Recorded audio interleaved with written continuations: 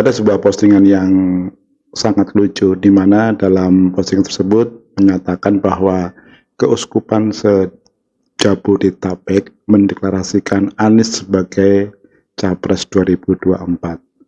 Dan ini langsung dibantah juga oleh pihak Keuskupan yang menyatakan bahwa Keuskupan itu tidak melakukan politik praktis ya, atau tidak mendukung Anies. Nah, jadi mereka juga mengatakan bahwa berita itu tidak benar ya, kalau Keuskupan Agung Jakarta itu mendukung Anies presiden, itu tak benar gitu katanya. Dan itu memang betul ya, memang Keuskupan itu tidak mendukung, tidak melakukan politik praktis lah, intinya seperti itu.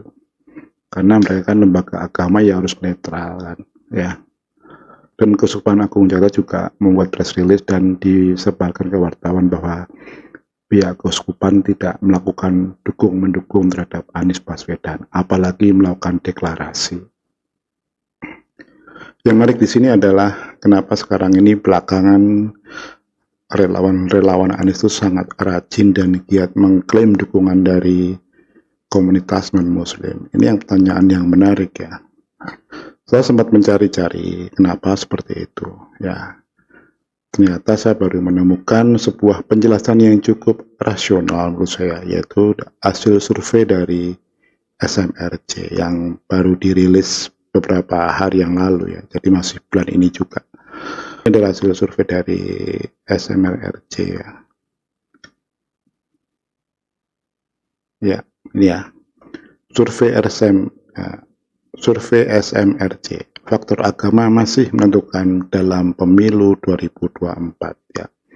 Jadi di sini lembaga survei ini melakukan survei apakah ada hubungan antara orientasi politik atau elektabilitas terhadap agama dari pemilih. Ternyata ada hubungannya gitu ya.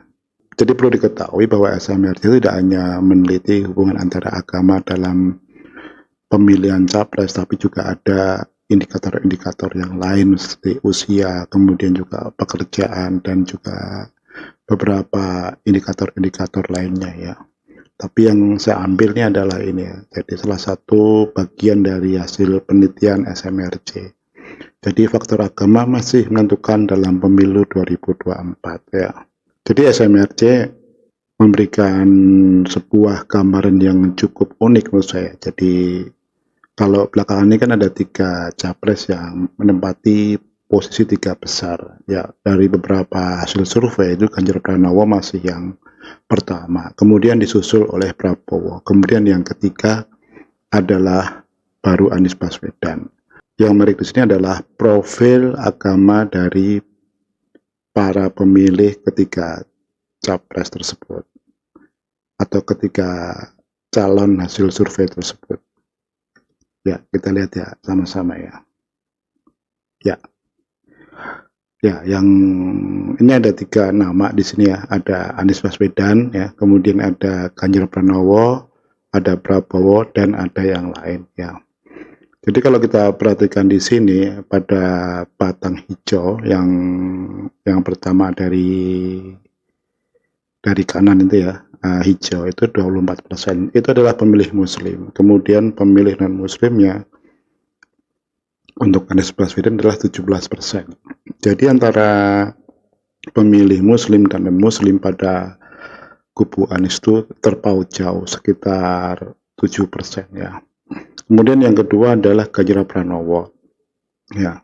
Jadi pemilih Muslim di Ganjar Pranowo itu ada 28%. Kemudian untuk pemilih non Muslim itu cukup tinggi, yaitu 32% ya. Prabowo pemilih Muslimnya itu lebih tinggi dibandingkan Ganjar Pranowo dan Anies Baswedan. Tapi pemilih non Muslim di Prabowo itu lebih rendah dibandingkan pemilih non-Muslim dari Ganjar Pranowo. Jadi pemilih non-Muslim dari Prabowo itu sekitar 22% ya. Dari ketiga profil calon pemilih, ketika calon capres hasil survei ini, ternyata yang paling imbang itu adalah Ganjar Pranowo. Jadi antara pemilih Muslim dan non-Muslim itu tidak terpaut jauh ya, antara 28 dan 32 ya, sekitar 4 Sementara untuk Anies Baswedan itu sekitar 7%, kemudian kalau Prabowo itu lebih tinggi lagi ya, dari 22 ke 32, hampir 10% ya. Jadi bisa dikatakan bahwa para pemilih Prabowo itu lebih banyak non-muslim, lebih disukai oleh kalangan muslim. Demikian juga untuk Anies Baswedan ya.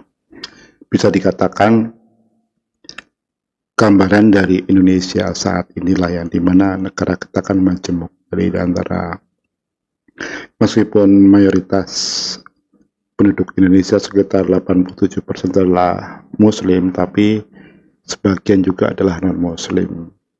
Nah, ini yang menarik ya. Ternyata memang sekarang ini kubu Prabowo maupun kubu Anies itu ingin berusaha mengimbangkan bahwa mereka tidak hanya disukai atau dipilih oleh satu kelompok agama saja. Jadi maka tak heran kalau beberapa waktu terakhir ini kubu Anies Baswedan dan relawan Anies Baswedan itu giat banget menjaring dukungan dari kelompok non-muslim ya. Bahkan mereka merangkul para pendeta dari GPDI, dari GPI, dan juga dari sebagian dari umat Katolik juga, dan juga untuk dari komunitas Hindu, Buddha juga berusaha dirangkul agar supaya terlihat bahwa Anies itu bisa diterima semua kalangan ya. Ya intinya bukannya itu sebenarnya ya. Ya Anies ingin menghapus jejak politik identitas dari Pilkada 2017 di Jakarta.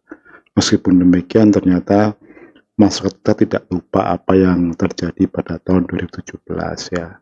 Jadi segiat-giat apapun Anies berusaha diterima di semua kalangan, ternyata belum mampu menghapus jejaknya di masa lalu.